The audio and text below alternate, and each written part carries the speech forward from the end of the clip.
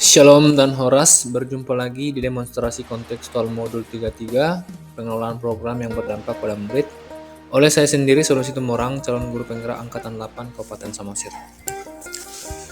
Seperti diungkapkan oleh Bapak Menteri, besok dimanapun Anda berada, lakukan perubahan kecil di kelas Anda, oleh Bapak Nadiem Makarim. Adapun tujuan demonstrasi ini adalah agar dapat mengembangkan ide dari ruang kolaborasi menjadi sebuah prakarsa perubahan dalam bentuk rencana program yang memanfaatkan model manajemen perubahan Bagja. Maksud pengajaran dan pendidikan yang berguna untuk beri kehidupan bersama adalah memerdekakan manusia sebagai anggota persatuan. Adapun poin atau komponen profil pelajar Pancasila yang dikembangkan adalah dimensi mandiri, dimensi bernalar kritis, dimensi kreatif, dan dimensi berkebinekaan global. Pada dimensi mandiri, yaitu menumbuh kembangkan kepemimpinan murid yang mendorong murid untuk mengambil kontrol dan bertanggung jawab atas kegiatan yang ia pilih. Dimensi bernalar kritis, yaitu menumbuh kembangkan kepemimpinan murid, mengembangkan cara berpikir sistematis, terbuka, dan kritis. Selanjutnya adalah dimensi kreatif, menumbuh kembangkan kreativitas sehingga murid mampu memodifikasi dan menghasilkan sesuatu yang orisinal, bermakna, dan berdampak. Pada dimensi berkebinekaan global, yaitu menumbuh kembangkan kepemimpinan murid untuk mengampu menghargai keberagaman.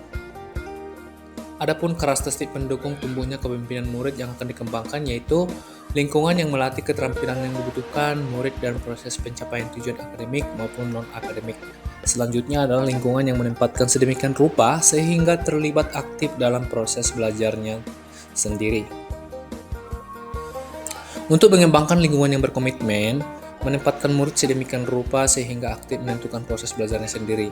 Lingkungan tersebut berkomitmen untuk menempatkan murid sedemikian rupa sehingga aktif menentukan proses belajarnya sendiri, yaitu program literasi dengan menggunakan pojok baca. Bagaimana dengan perumusan strategi pelaksanaan program, yaitu melakukan pendekatan yang digunakan adalah inquiry apresiatif melalui desain Bagja. Berikut adalah pemaparannya. Yang pertama adalah buat pertanyaan utama. Yang menjadi pertanyaan adalah mengapa kita perlu meningkatkan minat siswa dalam budaya membaca. Terus tindakan yang diperlukan untuk mendapatkan jawaban yaitu melakukan berdiskusi dengan rekan guru untuk meningkatkan hal-hal yang menarik minat murid untuk membaca. Apa rencana untuk melibatkan suara atau pilihan kepemilikan, yaitu melakukan sesi diskusi dengan kelas 5 untuk menguatkan ide di tahap awal ini. Apa saja aset yang dapat diberdayakan dalam tahap ini? Yaitu modal manusia. Modal manusia yaitu murid, rekan guru, dan kepala sekolah. Selanjutnya tahapan Bagja yaitu ambil pelajaran, yaitu melakukan diskusi atau curah pendapat bersama murid kelas 5 untuk mengetahui program dalam pembuatan pojok baca. Dalam step ini, adapun aktivitas apa yang dapat menarik minat siswa dalam meningkatkan minat membaca siswa, terus kebijakan sekolah yang mana yang mendukung kegiatan tersebut. Apa yang mereka sukai dalam membuat pojok baca. Selanjutnya, melakukan observasi kegiatan membuat pojok baca, memberikan pertanyaan terbuka untuk menggali minat siswa. Nah, adapun modal yang terlibat yaitu modal manusia, mulai dari kepala sekolah, rekan sejawat atau murid dan siswa, terus modal fisik, ruang kelas, ada juga modal politik yaitu kebijakan sekolah untuk membuat pojok baca. Langkah selanjutnya adalah gali mimpi. Melakukan sesi berbagi bersama siswa kelas 5 untuk saling melengkapi daftar harapan dari terlaksananya program baca yang bertujuan untuk meningkatkan kebiasaan murid untuk membaca. Adapun step-step atau langkah-langkahnya adalah apakah kebiasaan-kebiasaan baru yang kami bayangkan terjadi ketika mengolah pojok baca sudah terjadi? Bagaimana perasaan kami memilih pojok baca?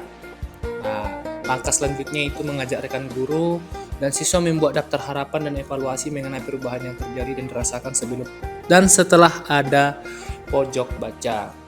Selanjutnya adalah modal manusia, mulai dari rekan guru, siswa kelas 5.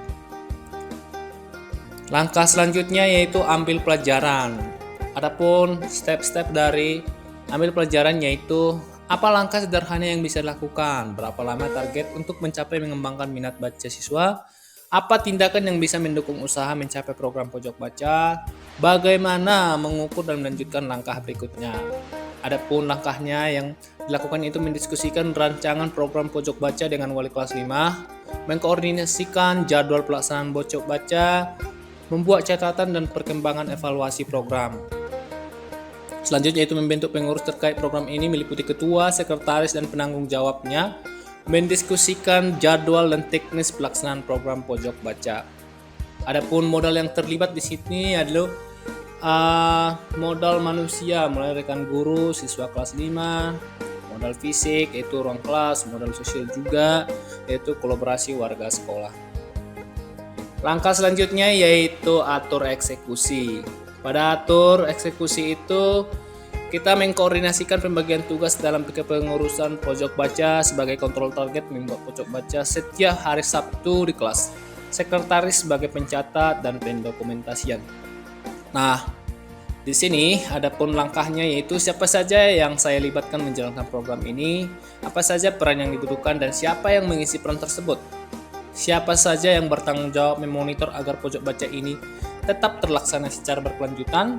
Adapun langkahnya itu menyusun tim pemantau yang terdiri dari wali kelas dan kepala sekolah, membuat SK tugas tim pemantau pelaksana, mengajak orang tua untuk ikut memantau, terus menyusun jadwal pelaksanaan.